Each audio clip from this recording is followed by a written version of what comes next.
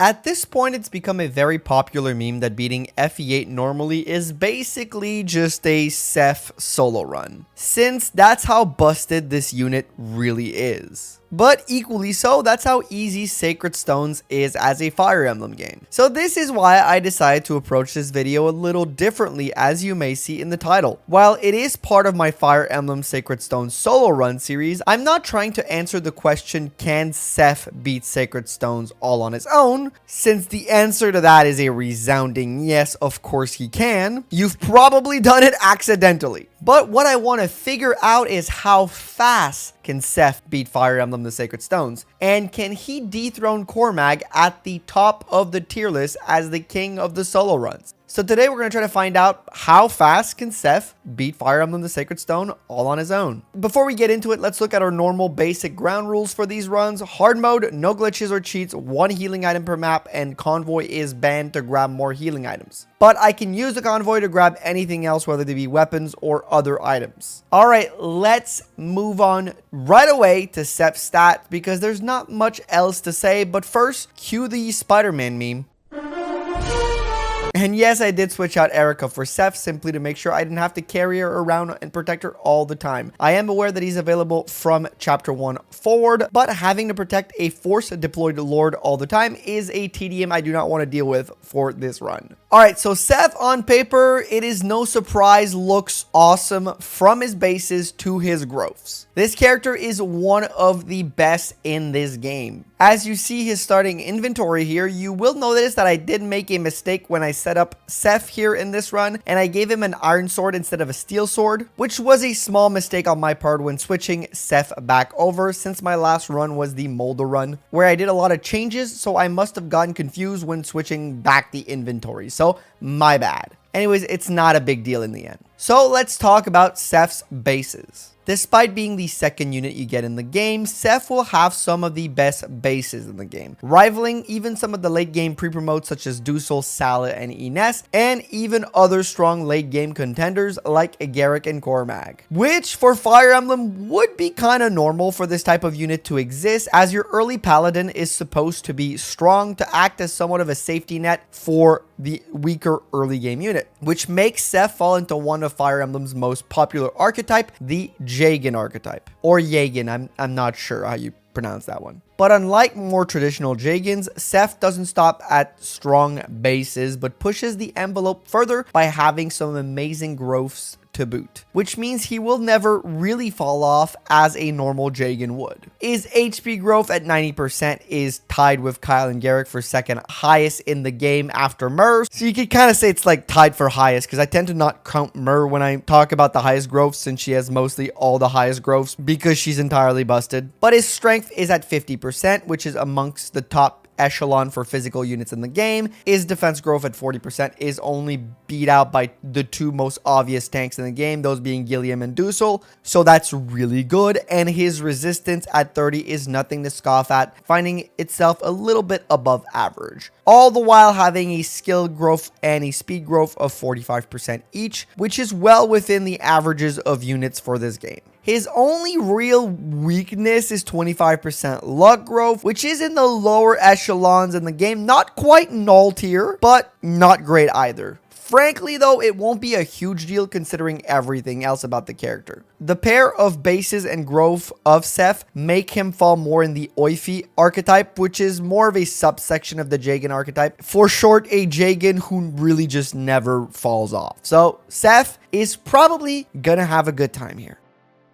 So, as you'll have seen in the background, Seth will not struggle early on, and there really isn't much to discuss of this early portion of the game, as we'll quickly buy javelins and start quickly slaughtering most enemies of the early game. On the topic of javelins, I do want to bring up a comment that is often made about me not always using javelins and hand axes in these runs. And there is a very easy explanation for it, but I thought it would be a good moment to talk about it as some of the early game maps play behind us. Unlike Seth, who starts with an amazing constitution of 11 and a pretty decent base skill, a lot of other units aren't out of the box as good as he is, which means that often the weight of javelins will slow them down, and the low hit rate of them will make it an inaccurate option for early game bandits and such. So while I do believe the javelins in the solo run format are the best weapon in 90% of the cases, there are some specific maps or specific moments within some of the early maps and even some of the late stage game maps where the javelin isn't the best weapon to use, as there will be no 2-range enemies in the early game, or for the late game the low damage of the weapon won't be enough to one round consistently. But we'll get back to that little point a little later in the game, because I do have an example in this run that will put this point on display very well. But yeah, javelins and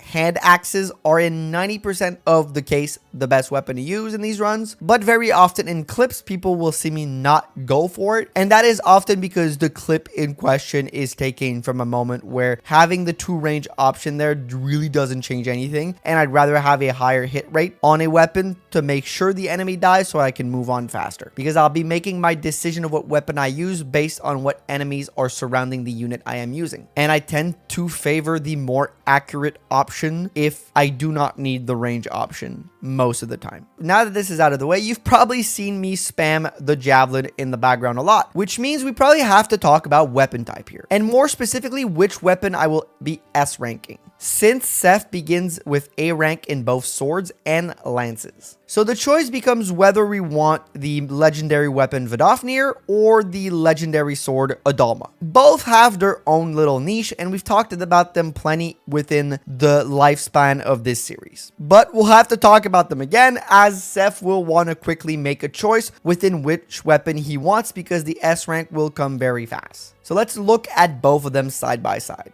Both weapons function pretty similarly though, so there's not a lot that differentiate them, especially for Seth, where the weight will not matter at all because you'll have an overall con of 13 with the body ring that you get on chapter 15. So what matters here is that Vidofnir, the lance, has a might of 15, which is 3 lower than Adalma. So that can be a significant fact to base your choice on, but the main big difference, I will say, will be the passive bonus each weapon gives. Vidofnir gives +5 defense, while Adalma gives +5 resistance. Both defensive stats that can be quite valuable in the early game, especially when looking at Lyon number 2 and the Demon King. But one here for Seth is a clear favorite. Since Seth has a really great defense growth, he will more likely have a higher base defense stat, making his Demon King fight much easier than the Lyon one, since his base resistance will be lower. So here, I will decide to S rank Adalma, because for this run, in my opinion, it is the clear better choice. Higher damage and helps out his worst defensive stat, especially given that his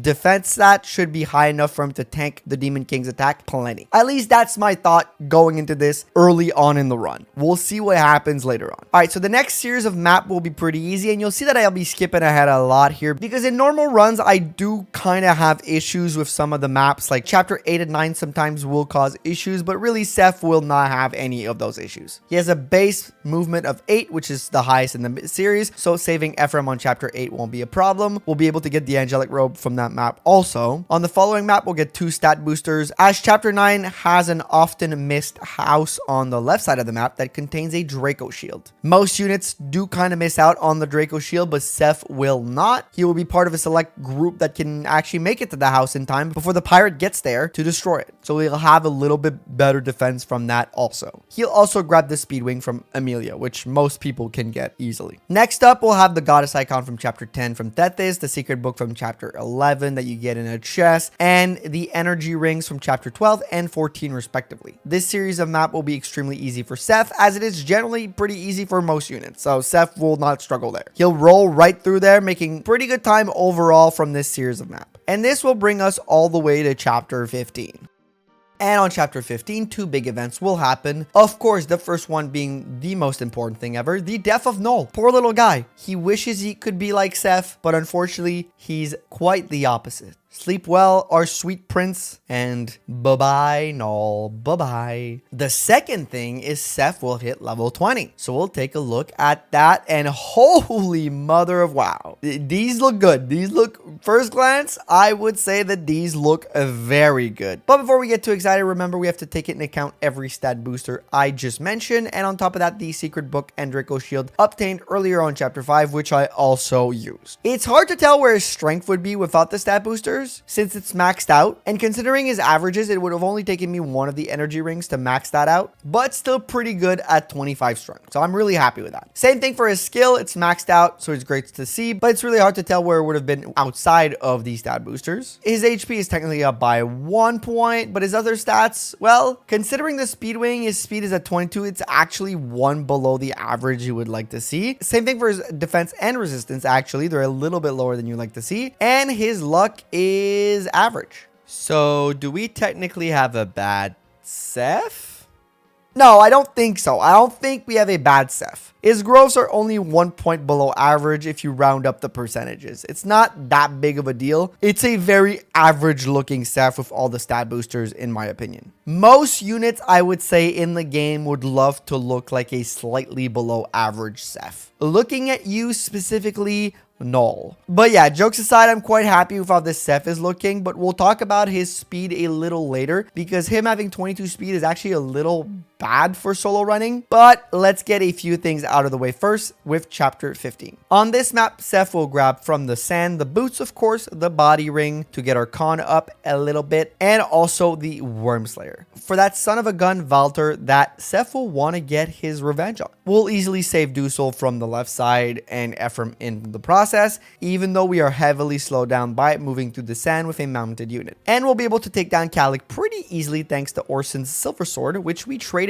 off of him earlier during chapter 5X, which is what I always tend to do. I tend to trade his stuff off of them if I need it, especially the silver sword. But I think most people end up doing that on 5X. And on that point, I do want to mention that other than Carlisle on the previous map, where I use a silver lance to help my hit rate a little bit, this is the only time in the run where weapon choice kind of matters for a boss fight since the start of the run. Usually by this point, I'll have talked about specific strategies for weapons on other bosses such as Teardo and so on and so forth. But here in this entire run, I haven't had to be gimmicky at all, and javelins and steel swords have been my best friend, and I haven't really had to think about using specific weapons for specific moments, showcasing Seth's kind of dominance throughout this run up to this point. So I really want to bring that up because it's something that's not really always talked about, but it is quite a valuable thing I end up thinking about when it finally ranking the units, since not struggling on bosses with basic weapons is kind of a show of dominance in a way. Next up after that, I'll get Seth his revenge on Valter from getting stabbed at the start of the game and kill him easily with the Worm Slayer. Moving on after that to chapter 16. And this chapter in and of itself won't be extremely notable outside of the fact that Seth will get his first game over. But I won't hold that against him since the game over was a little bit of a forced error from yours truly. You see, up to this point, I had not used a single elixir yet. I had been only using vulneraries as a healing item, and I tried to see how far I could make it in the game before needing to switch to vulneraries, making it like a little bit of a side extra challenge to see how far I could make it with Seth with no elixirs. I thought it'd be a nice little comparison point for the amount of runs recently where I've had to pull out elixirs very early in the run, as I was quite shocked that Seth made it this far without needing any elixirs. But with the amount of high damage promoted units that start happening around chapter 16, I think it's time to switch to elixirs and not boggle down this run more by forcing myself to not use elixirs. It's time for Seth to switch to them to just make the map a little bit more smooth, and it does work. On the following attempt, we managed to get the last stat booster, that being the talisman, which will up our resistance overall, and then Seth will take on his chief rival Orson and send his ass back to his wife Monica in the grave. Chapter 17 will be quite easy as it entails rushing down Lyon number 2 and honestly not much else, so with 10 movement, we'll get to him in a few turns and clear this map quite quickly. But I'll use this time and the start of chapter 18 as an opportunity to talk about a huge advantage that sword and lance using units get over axe units in the solo runs, and that is with the brave weapon selection. You see, the brave lance and brave sword are dropped by a general and a hero on chapter 19. Two units that no matter the strategy you choose from on that map, you are bound to easily run into to grab those items. But comparatively, the Brave Axe is found right here on chapter 17, and it is dropped by a hero across the little lake. And this hero takes quite a while to be able to face, because you either have to wait him out or you have to go straight to him, which can be quite the detour. This in turns ends up wasting a lot of time on the final turn count, but also on the final time count, as this map, if you wait too long, tends to become a mess of reinforcements. Because once Serene and the civilians die, the waves of enemies starts rolling towards your unit and you can easily get surrounded. So waiting out the axe unit to get the Brave Axe is a huge time loss for axe units in the ranking overall. So here is another advantage that Seth will get, because he will be using both the Brave Sword or Brave Lance easily, and he can get that one later. So that means he can skip right ahead and get to Lyon 1 quickly and make the map quite easy. It's something I want to bring up because it really does show the difference in runs by which weapon the unit prefers. Since here we can make this map a couple turn affair, but some other units like Garcia or really any unit that wants an axe will have to contend with this map being longer and wasting more time and more turns. And this is important because the brave weapons tend to be pretty well used on the final map, as they kind of help avoid a lot of damage often. So it's a nice little thing to have in your back pocket, and it is a tool for the last few maps, which is kind of needed for almost all characters. But that's about it for that. Let's move on to chapter 18, which won't be as easy, as we'll run into a few issues. The main problem being, as always, Gorgons. While Seth doesn't have terrible resistance and speed, his matchup against them isn't great, given they'll have hit rates between the mid-30s and the mid-40s. So dodging the majority of them will require luck to be on your side, which in turn mean a few attempts at ring around the rosy around the floor traps, to make sure our friends the Gorgon die off quite quickly and without any fighting, because no fighting means no chances of getting stoned. We'll have a few unfortunate game overs, as we tend to try to hope for the best, but sometimes we get stoned and we must reset. So are the woes of chapter 18. Every unit has to go through it, and Seth will unfortunately not be any different. Although Seth will be able to rely on a Dalma to raise his resistance in a few instances where we need to bait in a Gorgon, so that's pretty helpful. Another interesting thing about Seth on this map, which will make him pretty good, will be that he can one-tap some of the Gorgons using a Silver Sword or a Silver Lance, thanks to his great strength. Meaning that when we player phase a Stone Gorgon, we get to avoid the chance of being stoned on its retaliation phase by just one tapping on the first hit. And that's always really nice to try and avoid. Even though the hit rates tend to be low, it's nice to not get a restart because that happens. Because that does happen in these runs quite often. But after a few attempts of this, we finally beat this map and make it through. It will have been a little bit of a challenge, but not more than it was for any other units in the past. And it was definitely the toughest map to date. Alright, let's do a quick stop on chapter 19, because here the point I was making earlier about javelins not being always the best option is showcased very well. As many of you know, in these runs, the fastest way to beat this map is to rush Reeve down at the bottom and to kill him. It ends the map instantly. Easy peasy. But here we have a huge problem even with Seth's good strength. The javelin is simply not strong enough to kill the generals to beat them in one round and make our path towards Reeve easier. They stop us in our tracks, slowing us down. Even if they don't proc Great Shield, it's not enough damage with the javelins. And even if we were to crit one of them to fight through, well, the same problem happens with most other reinforcements behind the general. Those being the Great Knights, the Paladin, and even the heroes, who all have too much HP for the javelin to do enough damage, which causes the enemy to get the mantle and give us a game over. So here we'll have to try again, and the main focus being to kill the general and making our way to Reeve before the enemies get the mantle. And we'll do so pretty quickly. But it's an example I wanted to show as to why playing through only 1 to 2 ranged weapons isn't always the best play for these solo runs. There are moments like these where we don't use them because they simply aren't effective enough. And even with great units like Seth, it's not worth hoping for crits for the 1-2 range when you can just switch to a better weapon and clear out the enemies. But with that being said, we'll move on to chapter 20, which I don't have much to say about. We kind of know at this point that it's just reinforcements on reinforcements. Seth with 10 movement because of the boots will be able to make it to Morva quickly and avoid a lot of those reinforcements, and he will clear Morva pretty easily thanks to a Dalma. And we will now move on to the final map with so far probably one of my easiest runs to date. So, final map time. Will Seth finally start struggling?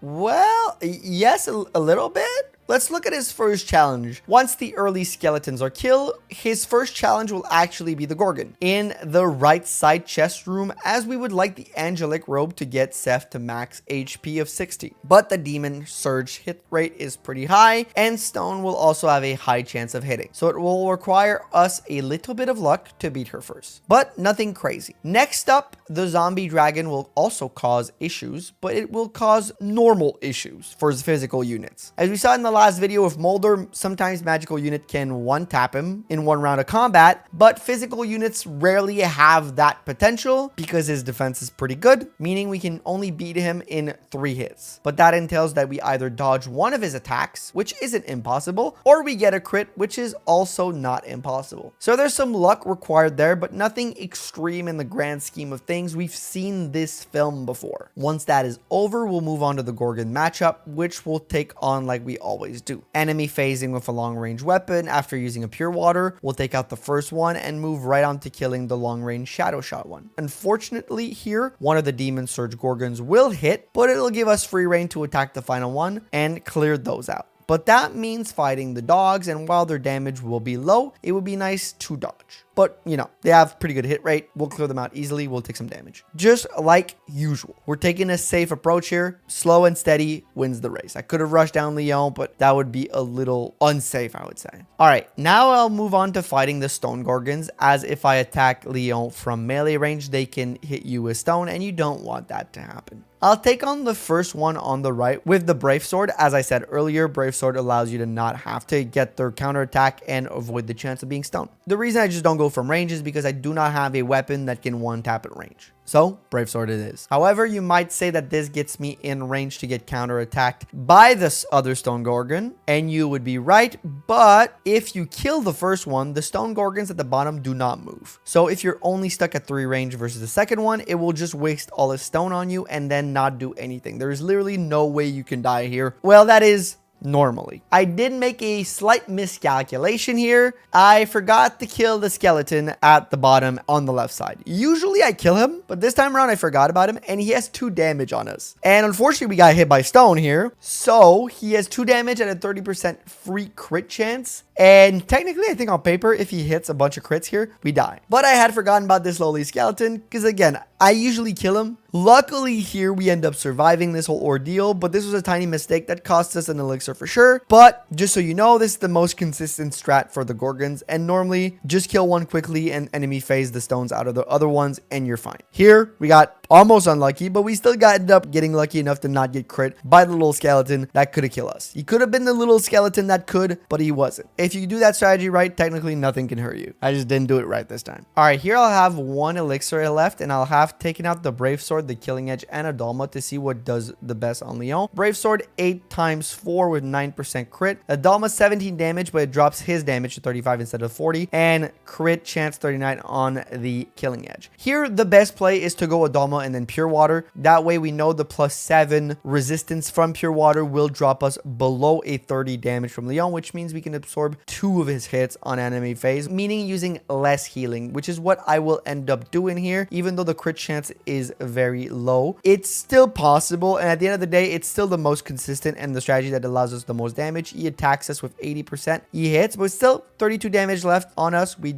attack him twice, drop into 41. We can simply Pure Water again, enemy phase him again, he'll attack us, and we'll survive again. The Adalma here was clearly the best play because we get to survive 2 of his hits, attack 17, and on the last hit we crit, and we don't even need to crit. That's the beautiful part, because he would have been just a couple of HP away from death, and we end up killing him either way. So we go to the Demon King with 1 elixir left. It's not the best, it's not like ideal, but here we are. So let's go see what the Demon King does. 93% hit on us, 25% damage. We do not double him, unfortunately, and I will be speaking about that in a few minutes. Don't worry about it. But here, let's try to attack him. 68% chance to hit us, but he only does 28 damage, so we can tank 2 hits from him. We attack him, we have 0% chance to crit, so we just gotta like hope to dodge here. We get hit the first time around. It's okay. He will spawn all his reinforcements, but nothing really is scary here, which I'm really happy about. No eyes, no Gorgons, and no dragons. So Seth should have an easy enough time against these guys, but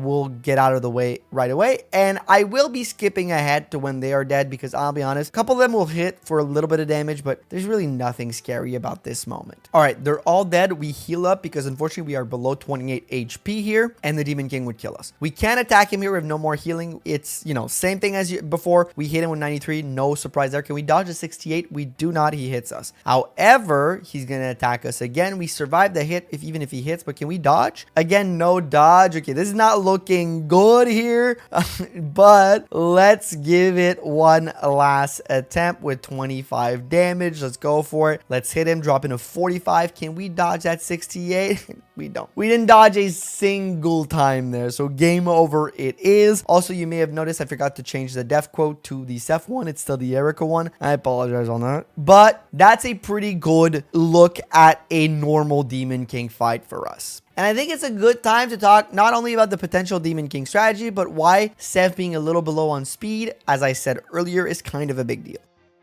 You see the Demon King in hard mode as a range of 18 to 19 potential speed, which means that the game rolls the speed and you get either one or the other. I don't exactly know how the calculation works, but that's how I understand it. And to double in Sacred Stones, you need 4 more speed than your opponent, which means that as long as the Demon King rolls 19 speed, I'm kind of in trouble. I can't double him because as you saw earlier, if I double him, that fight was in the bag easy. There wasn't even a problem. We wouldn't even be here talking about this. But as long as he rolls 19 speed, it's not possible to beat him that way. In that case, the other strategy would be to dodge like twice or maybe 3 times, and we can be fine. As you know, we dropped him down to 45 HP, which was pretty close overall, even without doubling. But here is where the only real challenge of the run begins, because this entire first map is very easy. Seth gets his little stumbles here and there with a zombie dragon and the Gorgon stoning him, but overall, it tends to be quite easy. The problem really is on the Demon King. And I wish I could make you a silly little video montage to see how long this took. But unfortunately, I ended up having about an hour and a half of video footage from this map being corrupted from my power going out mid-recording. So the file got fully corrupted, so I can't do this silly little video montage. That shows you how many times I made it to the Demon King and just lost. And I swear to you, in all the times I did make it, not once did he have 18 speed. It was always 19 speed. Not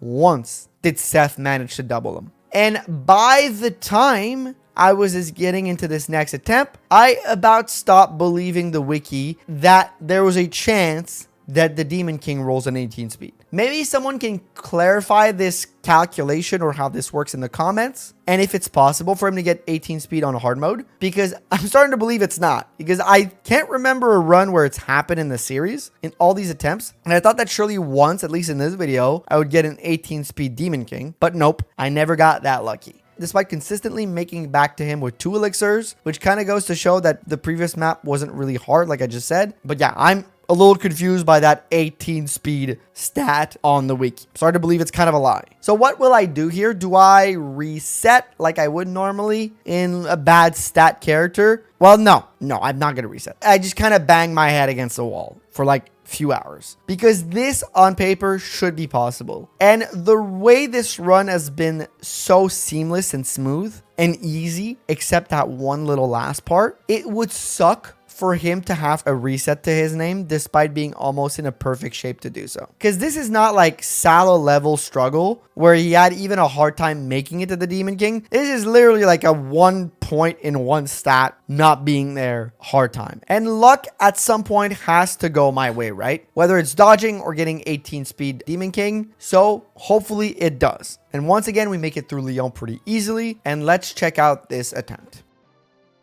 All right, look at him. 19 speed. Unfortunate. I move Ephraim out of the way. Seth goes forward, and let's attack him with a Dama. We do 26 damage this time, but he has 70% chance to hit. Little higher on the hit rate. I don't like that. I would have liked it a little bit lower, but we do like do 1 more point of damage. Don't think it will matter. We actually dodged the first hit. Okay. Good start, but as you can see here, bad spread of enemies. Fucking eyes, and I gotta kill the eyes, but I also got to kill the centaurs to make sure they don't go attack Ephraim, because they can one-tap Ephraim with that Albert. It has happened before. So Silver Sword, thank you for coming, Mr. Eye. Go hide in the corner, Ephraim. Let's hope this evil eye doesn't kill you. So here we'll easily kill the reinforcements. The evil eye will attack us for 18 damage. It does hit us, which is unfortunate because it does kind of like destroy the whole like didn't get hit by the Demon King thing earlier, which we, you know, could have used to our advantage to get one extra hit in. So that sucks. I'll set up with a spear here, put Ephraim in the corner and hope for the best. Hopefully I don't get hit again, but that part annoyed me like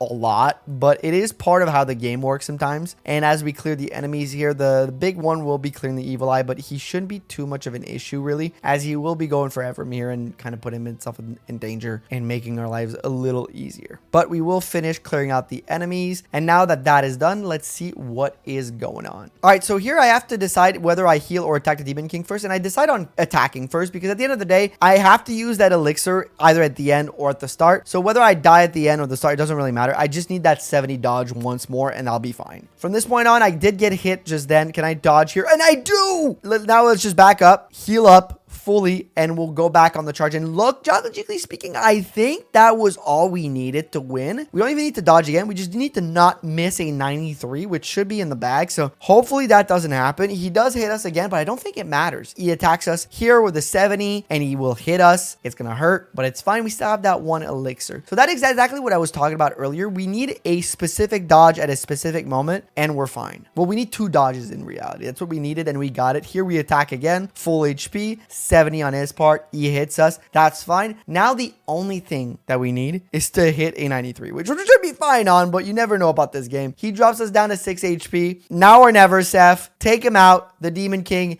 is dead, and we beat Fire Emblem Sacred Stones only using Seth. You'll see that I'm not as excited as I am usually at the end of these runs, because this was never a question of if it could be done. This was more a question of how fast it could be done. We really just needed 2 timely dodges for this whole thing to even work, and we both got them. So that's all we needed for this attempt. It's a lot of luck. We had to try a bunch of times to get there, but I'm very happy that we finally ended up doing it. It was kind of a foregone conclusion that we would succeed. I will say that the Demon King map did give me a lot more difficulty than I should, due to being slightly below average on speed. And before Billy starts commenting that I should just use an average stat mod for these videos, let me reiterate what I've been saying since like video 2. My point that RNG is a normal part of Fire Emblem, hence it should be part of how these runs go. If I get bad speed, there's 2 things I can do. I can either fully reset and live with the consequences of that, or I can just hope for luck to go my way at some other point. RNG is part of Fire Emblem, so RNG will be part of these runs. And a unit that manages to complete a run with below average stats is just a dominant unit, such as Seth is right now. And to showcase this, he did this whole thing in 332 turns and 7 hours and 36 minutes. Of course, that's much longer than a speed run where you'd have animations off, because I do put animations on to make these videos more fun to watch. But all of this is pretty damn good for this format and how I make these videos. It's definitely in the upper echelon of the game, being 2 more turns than Tana, who had the chance to skip through a few maps being a flying unit while Seth had to go around. That is quite impressive in and of itself. That's why I will ultimately put Seth at number